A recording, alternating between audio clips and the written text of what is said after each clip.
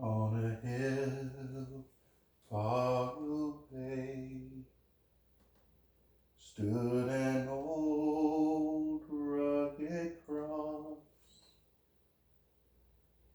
the emblem of suffering and shame.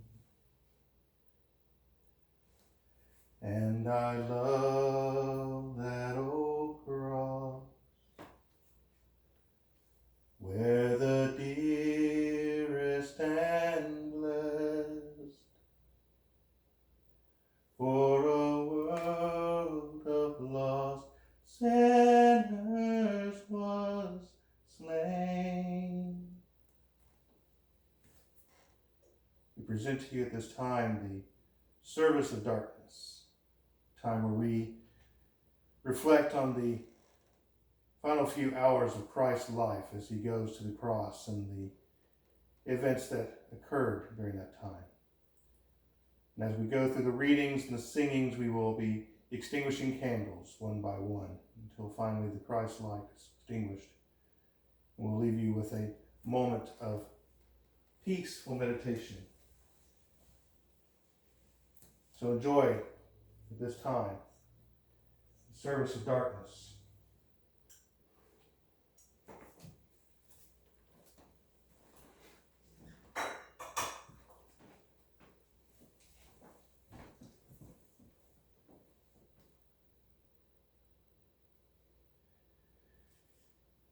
Jesus went forth with his disciples across the Kidron Valley. And there was a garden, which he and his disciples entered. Now Judas, who betrayed him, also knew the place, for Jesus often met there with his disciples. So Judas, procuring a band of soldiers and some officers from the chief priests and Pharisees, went there with lanterns and torches and weapons. Then Jesus, knowing all that was to befall him, came forward and said to them, "Whom do you seek?" They answered him, "Jesus of Nazareth." Jesus said to them, "I am he." Judas, who betrayed him, was standing there with them. When he said to them, "I am he," they drew back and fell to the ground. Again he asked them, "Whom do you seek?" And they said, "Jesus of Nazareth." Jesus answered, "I told you that I am he. So if you seek me, let these men go." This was to fulfill the word which he had spoken, "I did not lose a single one of those whom you gave me." Then Simon Peter, having a sword, drew it and struck the high priest's slave and cut off his right ear. The slave's name was Malchus. And Jesus said to Peter, "Put your sword in its sheath. Shall I not drink the cup which the Father has given me?"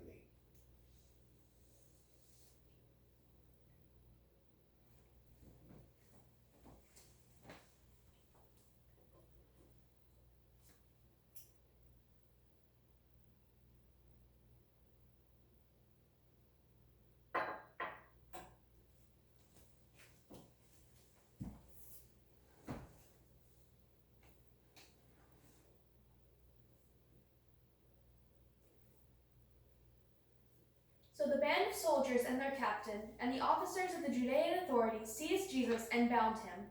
First they led him to Annas, for he was the father-in-law of Caiaphas, who was high priest that year.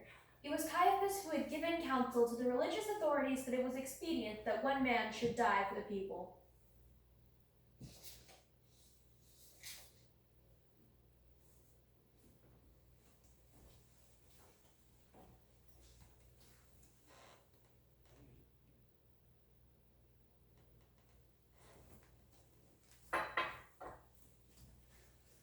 Simon Peter followed Jesus, and so did another disciple. As this disciple was known to the high priest, he entered into the court of the high priest along with Jesus, while Peter stood outside the door. So the other disciple, who was known to the high priest, went out and spoke to the woman who guarded the gate and brought Peter in. The woman who guarded the gate said to Peter, "Are you not also one of this man's disciples?" And he said, "I am not." Now the servants and the officers had made a charcoal fire because it was cold, and they were standing and warming themselves. Peter also was with them, standing and warming himself.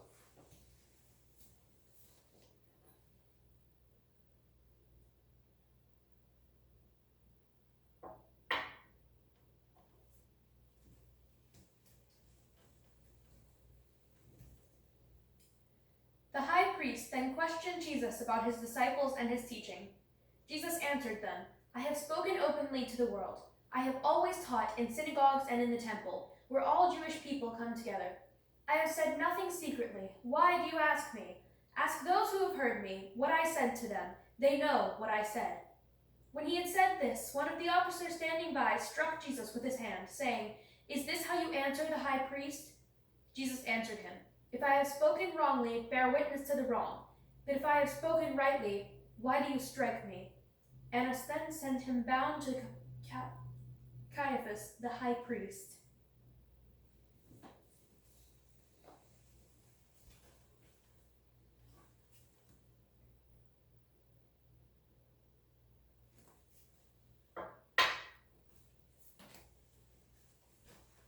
Now Simon Peter was standing and warming himself. They said to him, Are not you also one of his disciples? He denied it and said, I am not. One of the servants of the high priest, a kinsman of the man whose ear Peter had cut off, asked, Did I not see you in the garden with him? Peter again denied it, and at once the cock crowed.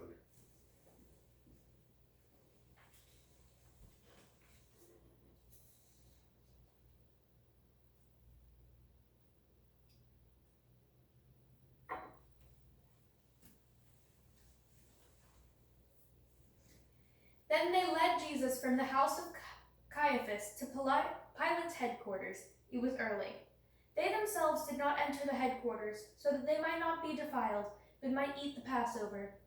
So Pilate went out to them and said, What accusation do you bring against this man?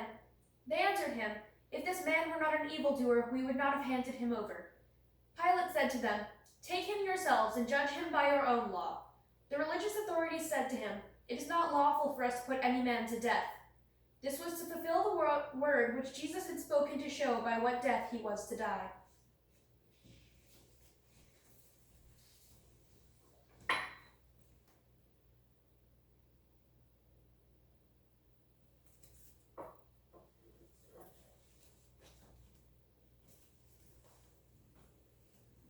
Pilate entered the headquarters again and called Jesus and said to him, Are you king of the Jews? Jesus answered, Do you say this of your own accord, or did others say it to you about me? Pilate answered, Am I a Jew? Your own nation and the chief priests have handed you over to me. What have you done?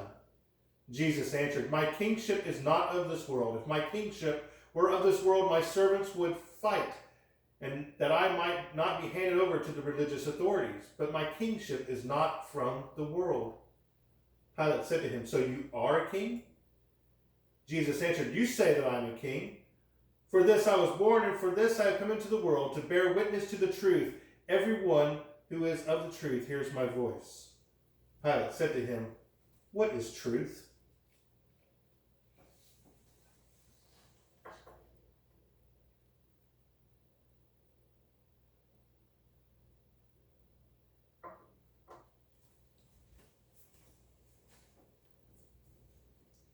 After Pilate had said this, he went to the religious authorities again and told them, I find no crime in him. But you have a custom that I should release one man for you at the Passover. Will you have me release for you the king of the Jews? They cried out again, Not this man, but Barabbas. Now Barabbas was a robber.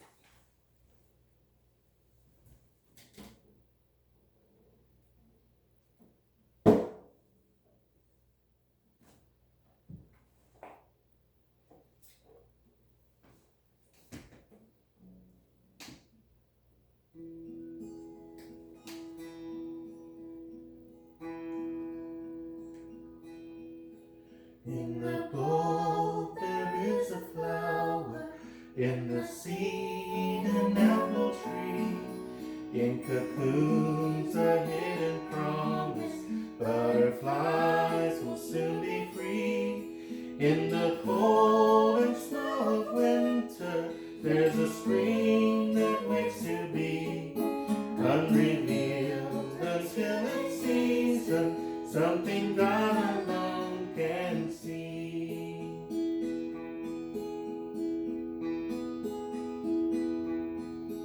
There's a song in every silence, seeking word and melody. There's a dawn in every darkness, bringing hope to you and me. From the past will come the future, what it holds from mystery, unrevealed until it's season, something God alone can see.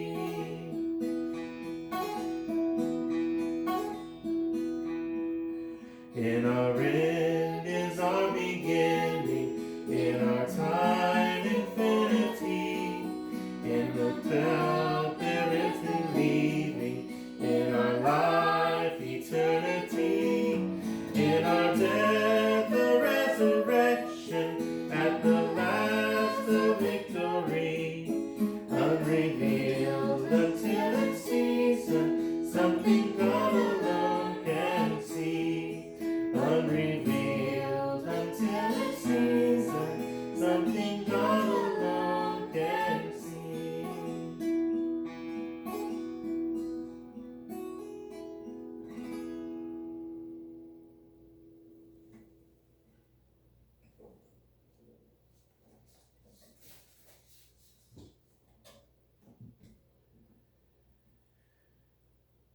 Then Pilate took Jesus and scourged him. And the soldiers planted a crown of thorns and put it on his head and arrayed him in a purple robe.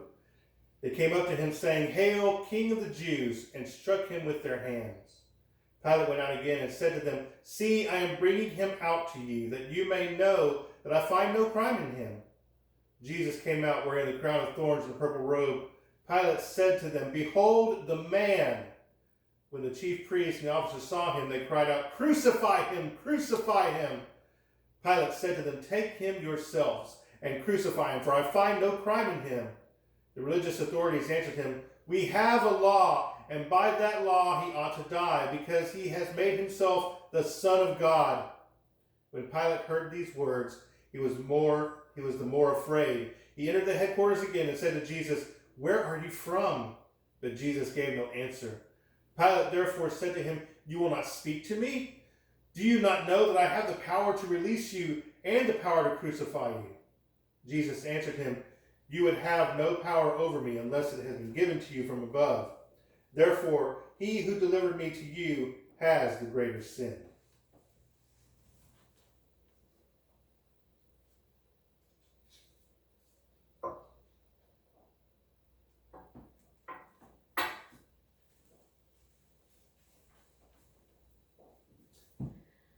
Upon this, Pilate sought to release him, but the religious authorities cried out, "If you release this man, you are not Caesar's friend. Everyone who makes himself a king sets himself against Caesar." When Pilate heard these words, he brought Jesus out and sat down on the judgment seat at a place called the Pavement, and in Hebrew, Gabbatha. Now it was the day of the preparation of the Passover. It was about the 6th hour. He said to the religious authorities, "Behold your king." They cried out, "Away with him! Away with him! Crucify him!" Pilate said to them, "Shall I crucify your king?" The chief priest answered, "We have no king but Caesar." They handed him over to them to be crucified.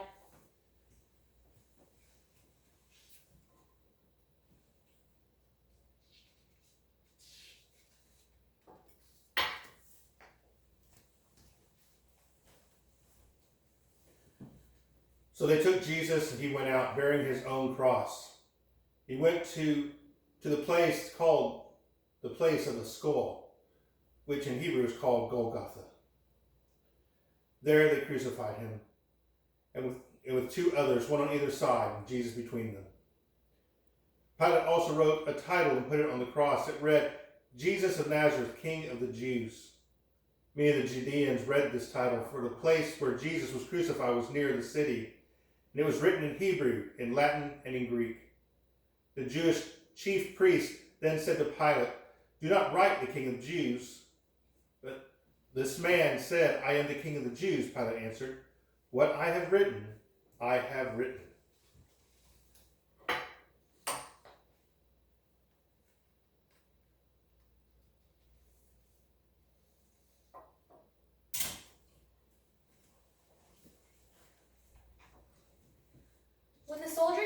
crucified Jesus, they took his garments and made 4 parts, one for each soldier, also his tunic. But the tunic was without seam, woven from top to bottom. So they said to one another, "Let us not tear it, but cast lots for it to see whose it shall be." This was to fulfill the scripture. They parted my garments among them, and for my clothing they cast lots.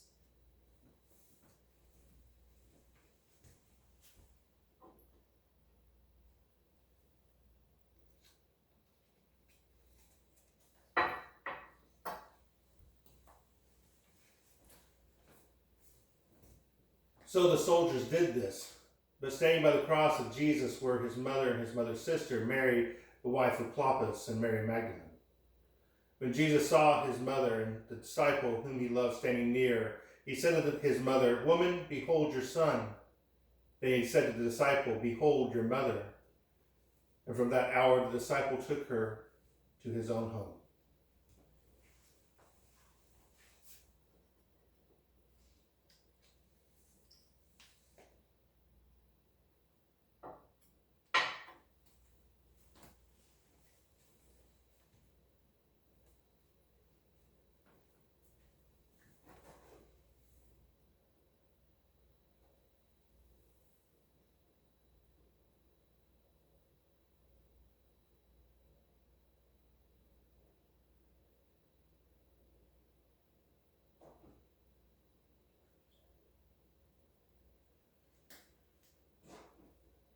Were you there when they crucified my Lord?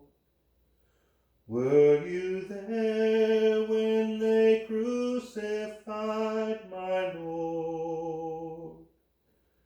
Oh, sometimes it causes me to tremble, tremble, tremble. Were you there when they crucified my Lord? Were you there when they nailed him to the tree? Were you there when they nailed him to the tree? Oh, sometimes it causes me to tremble, tremble, tremble. Were you there when they nailed him to the tree? Were you there when they pierced him in the side? Were you there when they pierced him in the side? Oh, sometimes it causes me to tremble, tremble, tremble. Were you there when they pierced him in the side? Were you there when the sun refused to shine? Were you there when the sun refused to shine? Oh, sometimes it causes me to tremble, tremble, tremble. Were you there when the sun refused to shine? Were you there when they laid him in the tomb? Were you there when they laid him in the tomb? Oh, sometimes it causes me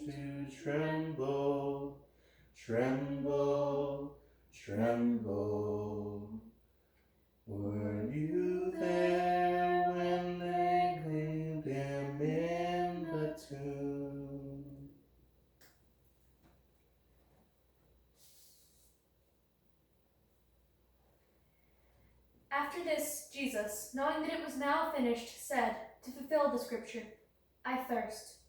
A bowl full of vinegar stood there, so they put a sponge full of the vinegar on his hyssop and held it to his mouth.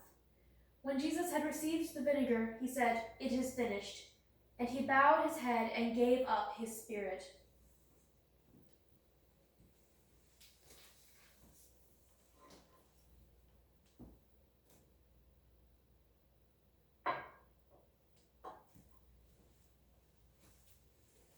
Since it was a day of preparation in order to prevent the bodies from remaining on the cross on the Sabbath, for that Sabbath was a high day, the religious authorities asked Pilate that their legs might be broken and that they might be taken away. So the soldiers came and broke the legs of the first and of the other who had been crucified with him. But when they came to Jesus and saw that he was already dead, they did not break his legs. But one of the soldiers pierced his side with a spear, and at once there came out blood and water. He who saw it has borne witness. His testimony is true, and he knows that he tells the truth, that you may also believe. For these things took place that the scripture might be fulfilled, not a bone of him shall be broken. And another scripture says, they shall look on him who they have pierced.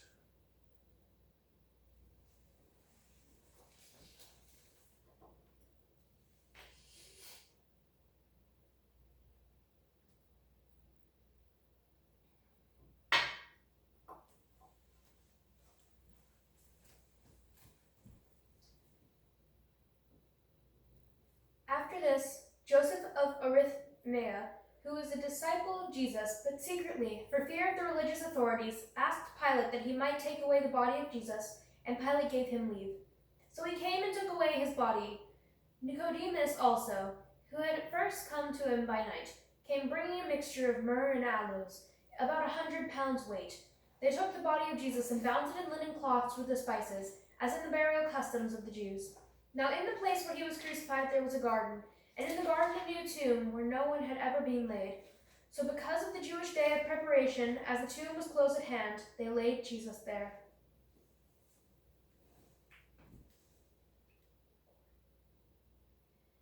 So I'll cherish the old rugged cross, till my trophies at last I lay down. I will cling to the old rugged cross and exchange it someday for a crown.